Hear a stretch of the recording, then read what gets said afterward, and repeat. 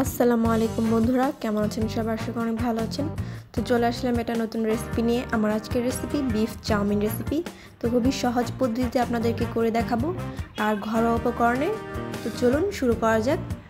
তো আমার আজকের রেসিপিটা যদি আপনাদের কাছে ভালো লেগে থাকে তাহলে অবশ্যই লাইক, কমেন্ট এবং সাবস্ক্রাইব করতে ভুলবেন না। তো চলুন ভিডিওটা শুরু করা যাক। তো এখানে আমি নিয়েছি বাঁধাকপি। তো বাঁধাকপিটা আমি জুলিয়ান করে লম্বা করে কেটে নিয়েছি। আর এখানে নিয়েছি গাজরটা আমি লম্বা করে কেটে নিয়েছি। আর নিয়েছি মটরশুঁটি, ফুলকপি, ব্রকলি।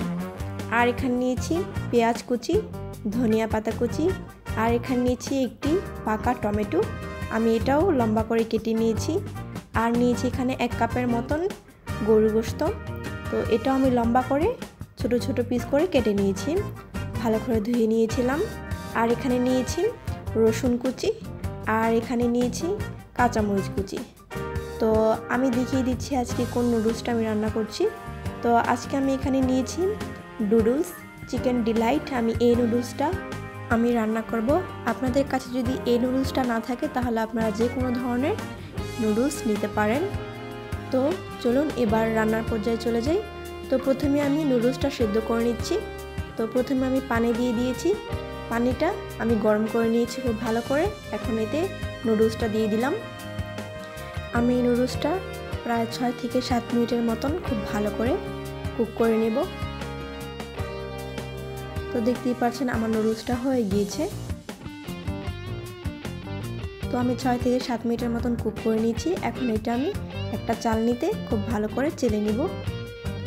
আর অবশ্যই একটু নুডলসে তেলে মাখিয়ে নেবেন, তাহলে একটার গায়ে একটা লেগে থাকবে না। তো তারপর আমি এখন সবজিটা রান্না করে নেব। তো প্রথমে আমি ফ্রাই প্যানে একটুখানি বাটার দিয়ে দিলাম। আপনারা বাটার না দিতে চাইলে এখানে রান্নার সাদা তেলও ইউজ করতে পারেন।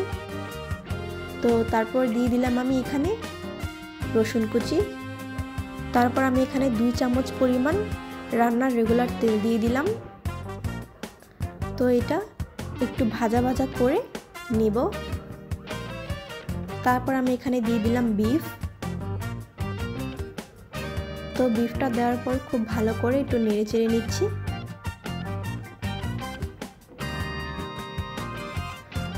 তো তারপর আমি এখানে 1 চা চামচের মতন লবণ দিয়ে দিলাম। তো লবণ দেওয়ার পর আমি এটা একটু ঢেকে দিচ্ছি, কারণ এটা বিফ তো একটু সিদ্ধ হতে সময় লাগবে। তারপর এখানে দিয়ে দিলাম 1 চা চামচের মতন আদা রসুন বাটা। খুব ভালো করে একত্রে মিশিয়ে নিচ্ছি।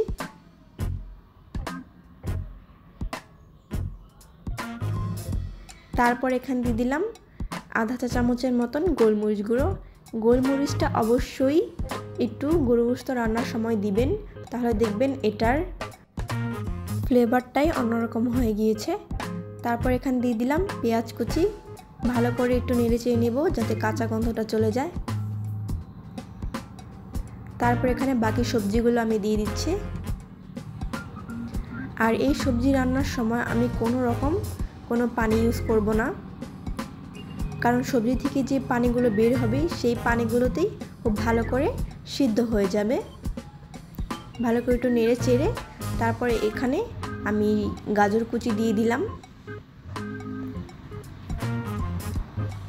খুব ভালো করে একটু নেড়ে চেড়ে এখন এটা একটু ঢাকনা দিয়ে কিছুক্ষণ রেখে দেব। তারপর ঢাকনাটা তুলে দেখলাম একটু নেড়ে চেড়ে যে এটা কতটুকু সিদ্ধ হলো। তো আমি সবজিটা 50% মতন কুক করে নিব। আর সবজিটা একটু কাঁচা কাঁচা থাকবে, তাহলে চাউমিনটাও খেতে মজা লাগবে। বড় বড় রেস্টুরেন্টে দেখবেন খেতে গেলে আপনার যে সবজিগুলো থাকে সেগুলো কিন্তু একটু কাঁচা কাঁচা থাকে, তাহলেই কিন্তু চাউমিনের স্বাদটা খুব সুন্দর হয়। তারপর এখানে দিয়ে দিলাম আমি বাঁধাকপি কুচি।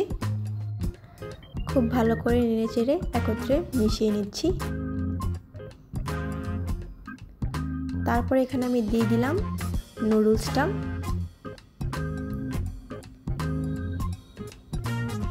তো নুডলসটা দেওয়া হয়ে গেলে এখন আমি এখানে দিয়ে দিলাম টমেটো আর দিয়ে দিলাম কাঁচামরিচ কুচি। তারপরে এখানে দিয়ে দিব আমি নুডলসের মশলাটা খুব ভালো করে। এখন আমি একত্রে সবকিছু মিশিয়ে নিব। তো বন্ধুরা, এই সময় চুলার আঁচটা একটু হাই ফ্লেমেই রাখবেন। তো এই তো করে আপনার চাউমিনটা খুব ঝরঝরে হবে আর পারফেক্ট হবে। তো ভালো করে মিশিয়ে নেওয়ার পর এখানে আমি 2 চা চামচের মতন দিয়ে দিলাম সয়া সস।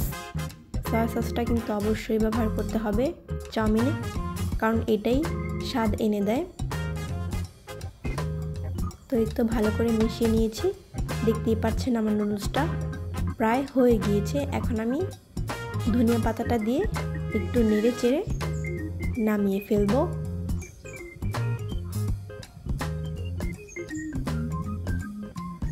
তো দেখতেই পাচ্ছেন কতটা সুন্দর হয়েছে কালারটা। তো আমার বিফ চাউমিন ইজ রেডি। এখন এটা আমি পরিবেশন করব।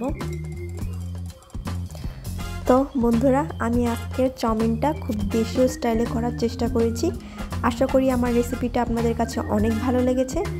তো এরকম নিত্য নতুন ভিডিও পেতে অবশ্যই আমার চ্যানেলটি সাবস্ক্রাইব করতে হবে। এবং এই ভিডিওতে আমি যা যা উপকরণ ইউজ করেছি সেটা আমি ডিসক্রিপশন বক্সে দিয়ে দিয়েছি। ভালো থাকবেন। আল্লাহ হাফেজ।